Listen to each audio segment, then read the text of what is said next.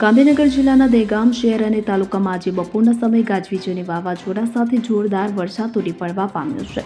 શહેરના મુખ્ય માર્ગો પર પાણી ભરેલા જ દેખાય છે. તેમજ નીચાણવાળા વિસ્તારોમાં પાણી ભરાઈ ગયેલા દ્રશ્યો જોઈ શકો છો કે જેને લઈ વાહન ચાલકો ભારે પરેશાનીનો સામનો કરી રહ્યા છે.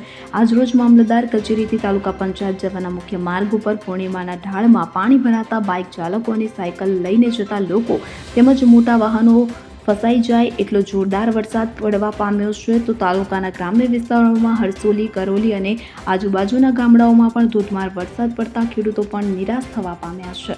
અગરસિંહ ચૌહાણ સાથે CN24 ન્યૂઝ, હરસોલી, દહેગામ. હવે જુઓ દેશ દુનિયાની તમામ ખબરો તમારી આંગળીના ટેરવે. ઉઠાવો મોબાઈલ અને Google Play Store પરથી ડાઉનલોડ કરો અમારી CN24 ન્યૂઝ મોબાઈલ એપ.